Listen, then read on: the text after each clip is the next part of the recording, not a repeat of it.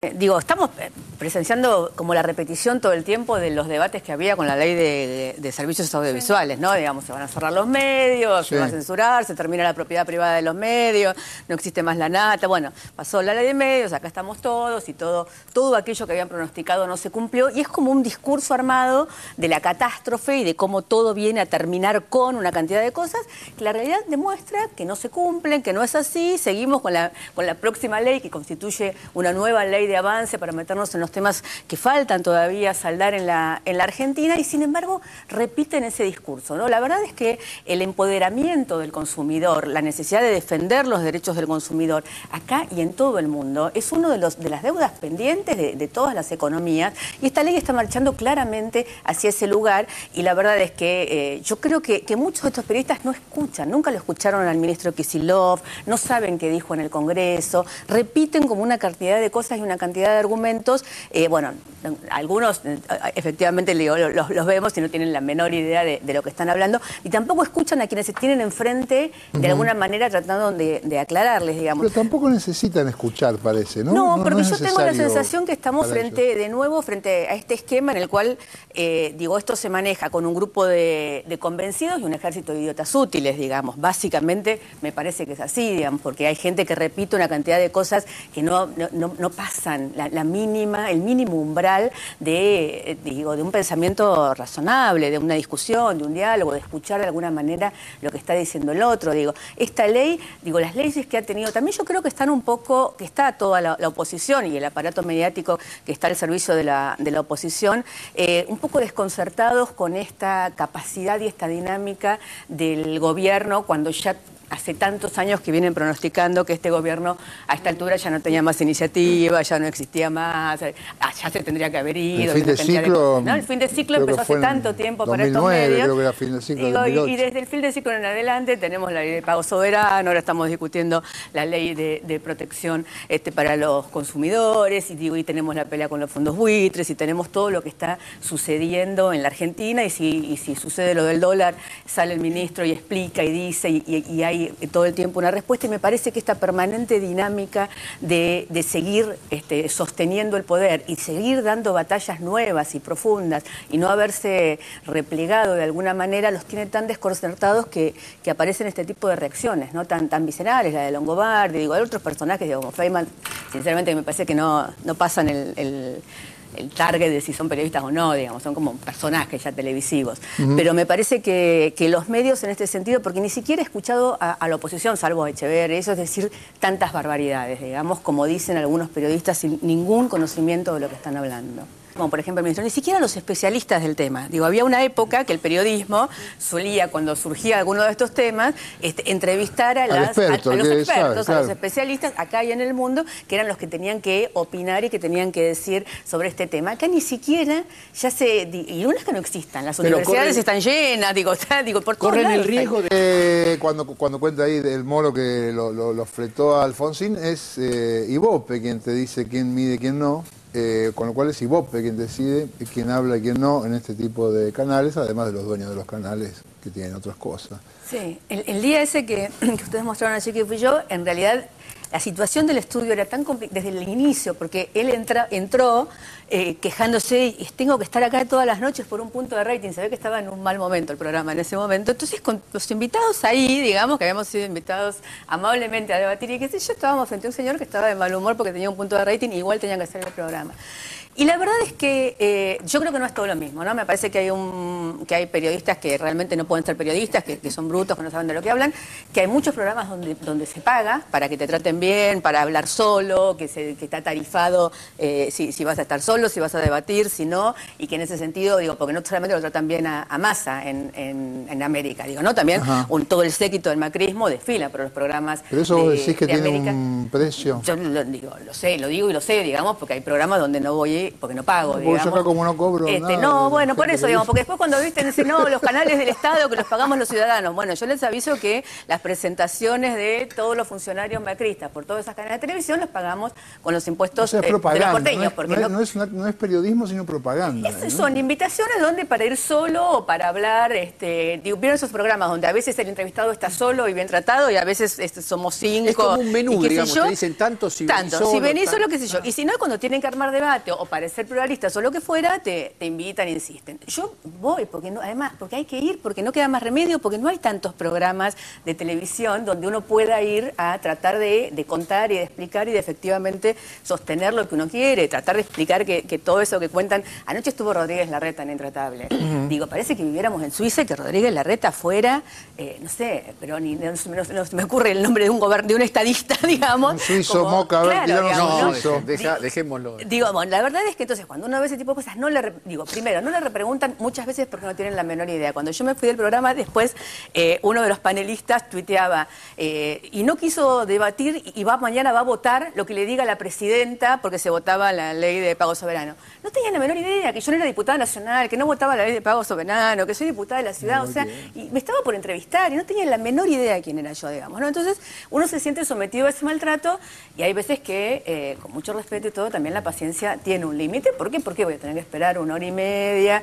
A todos nos maltrataron. Había un pobre señor que era el abogado de los bonistas italianos, que había ido a decir que estaba de acuerdo con la... Entonces, cuando empezó a decir que estaba de acuerdo, lo pasaban. Y entonces Moro seguía diciendo, entonces no está de acuerdo. En un momento los panelistas le dijeron, te está diciendo que está de acuerdo. ¿Entendés? Digamos, y el pobre señor no sabía ni dónde estaba. Digo, era como un maltrato generalizado. Ahora, a mí me parece que no tiene que ver con América solamente. Digo, ni son iguales todos los periodistas. Hay algunos que creen que esto es un estilo. Digo, Luis cree que hay un estilo guapo de periodismo, digamos, yo eso no lo comparto, digamos, qué sé yo. Después hay otro panel donde estamos obligados mal, y yo creo que tenemos que dejar de estar obligados y tenemos que ver de qué manera hacemos que, o por las redes sociales o por donde fuera, nuestro pensamiento pueda difundirse sin necesidad de estar sometidos a ese tipo de programas donde todo es parte de un show, todo es parte del rating, de un bajo rating por otra parte, porque tampoco es que, digamos, no estamos, todo eso es porque nos ven las masas argentinas, digo, tampoco sucede eso.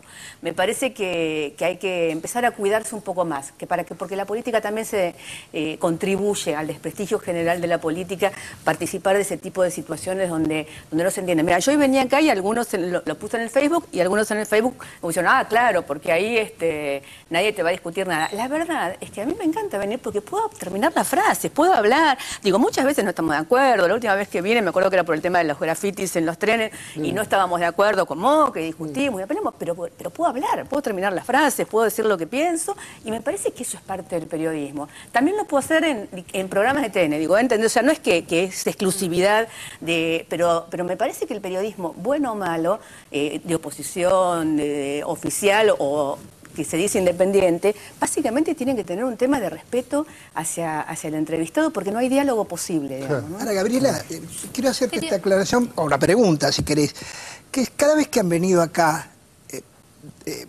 personas o protagonistas del arco opositor, el otro día vino Anito Artaza, en algún momento vino Beatriz Arlo, por citar dos extremos, y generalmente han podido hablar, como vos decís, el tiempo que necesario, sabiendo que somos muchos y que vos sos sola y que somos racionales, sabemos que podemos atacarte de muchos lados si tuviéramos mala intención por algo.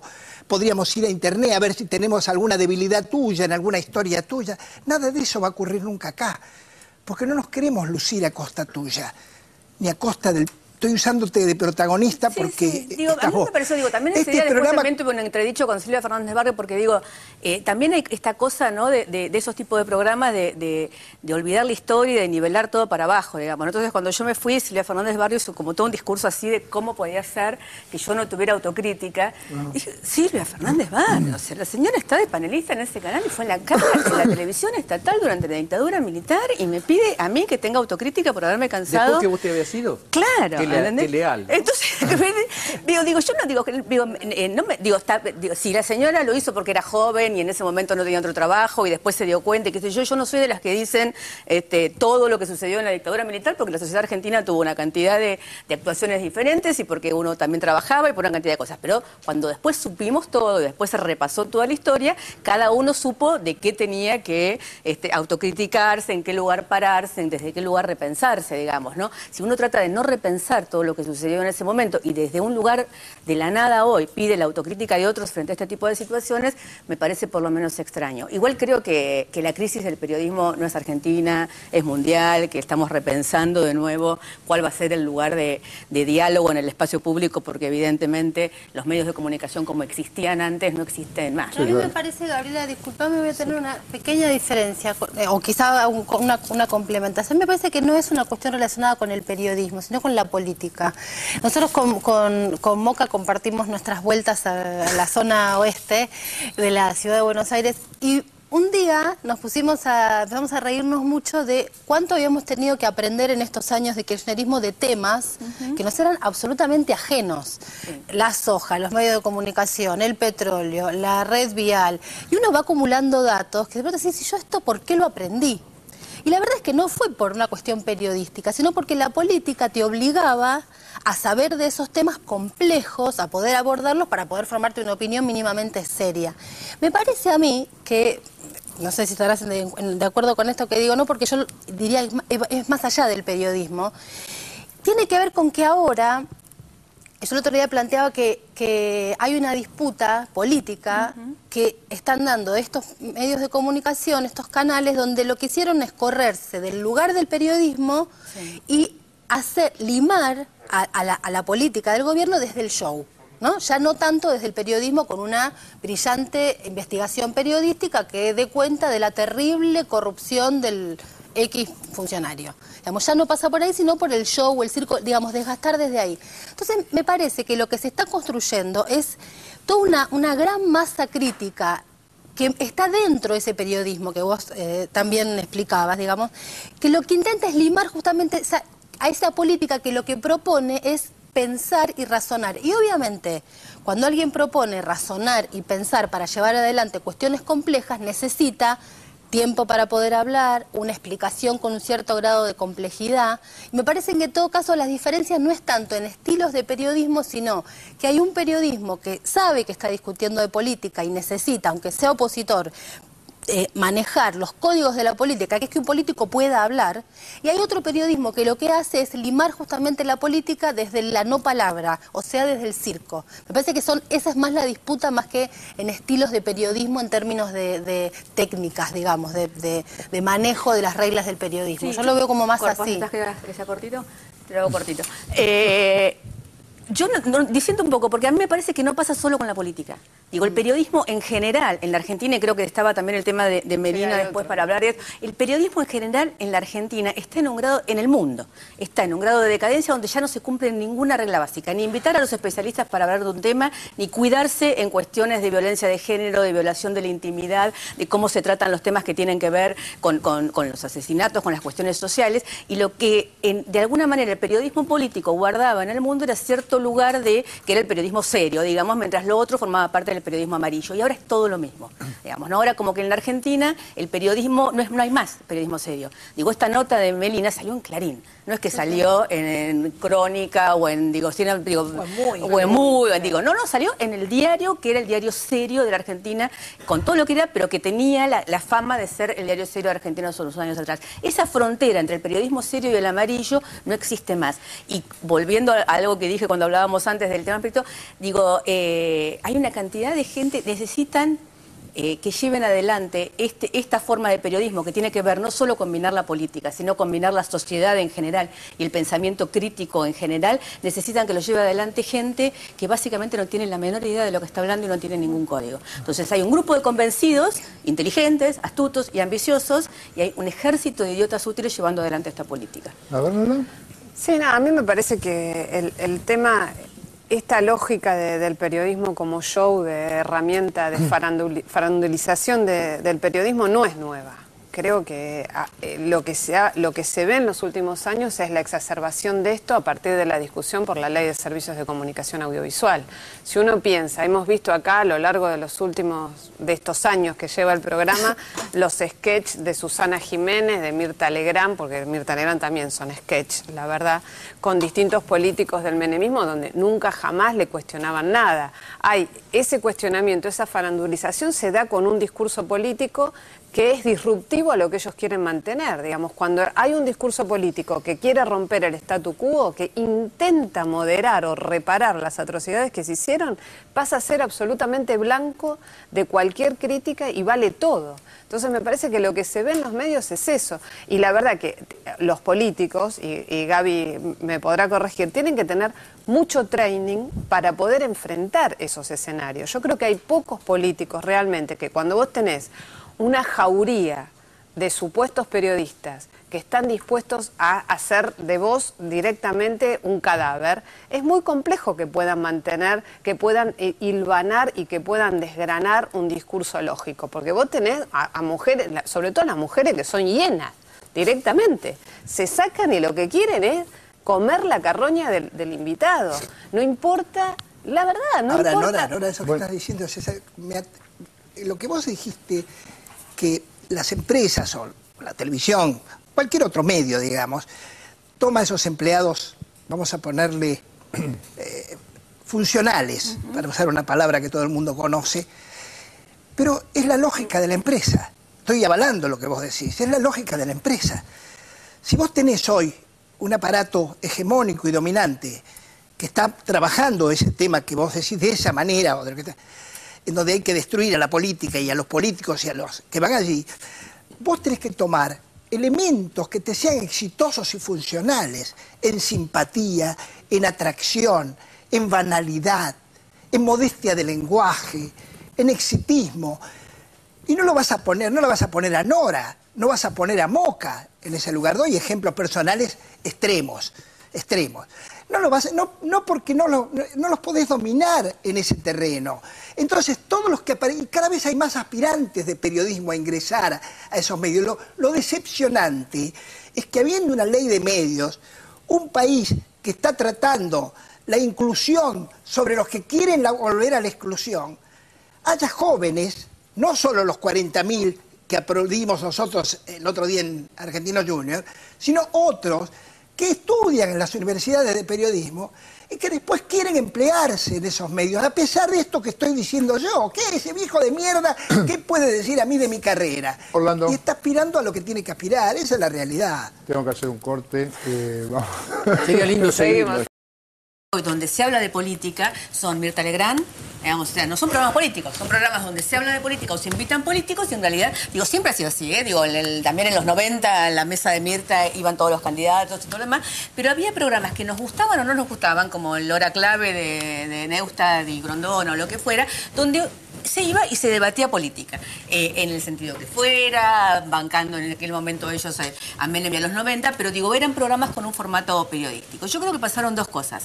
Una es que efectivamente la ley de medios y todo el debate alrededor de la ley de medios, no solo la ley de medios en sí, desnudó que determinados grupos periodísticos y determinados programas políticos claramente respondían a grupos empresarios y a proyectos políticos, digamos, y esto la gente ya lo sabe. Entonces, a la deslegitimación de alguna manera de esos programas, lo que se respondió fue con llevar a la política.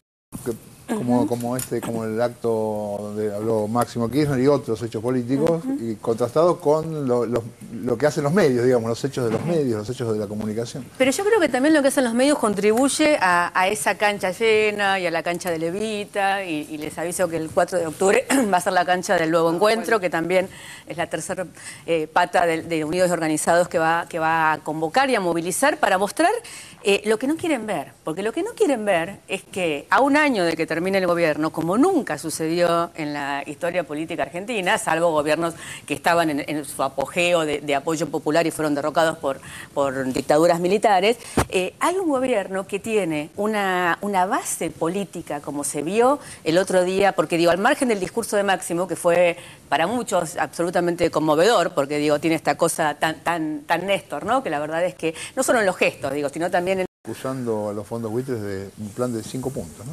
Sí, a mí me llena de orgullo el ministro Kicillof. Creo que como a muchos, no solamente de nuestro espacio político, sino en general tener un ministro de Economía con esa formación y con esa valentía. Pero sobre todo lo que me llena de orgullo es algo que hablamos siempre con los compañeros en diferentes charlas. Yo siento que este gobierno, este proyecto político se fundó sobre dos hechos de principio de gobierno. Uno fue aquel congreso del no al ALCA, en Mar del Plata, y el otro fue la recuperación de la ESMA y el cuadro, ¿no? Y que 10 años después estemos dando la batalla contra los fondos buitres y haya aparecido Guido Ignacio, es como la sensación de que, no sé si alguna vez formé parte de un proyecto, no, nunca formé parte de un proyecto político que 10 años después la coherencia sobre aquellos temas fundantes sigue siendo que nos encontramos en una segunda vuelta de aquello que nos dio origen, ¿no? Así es verdad. Cerruti, la seguimos después de este corte y ya venimos.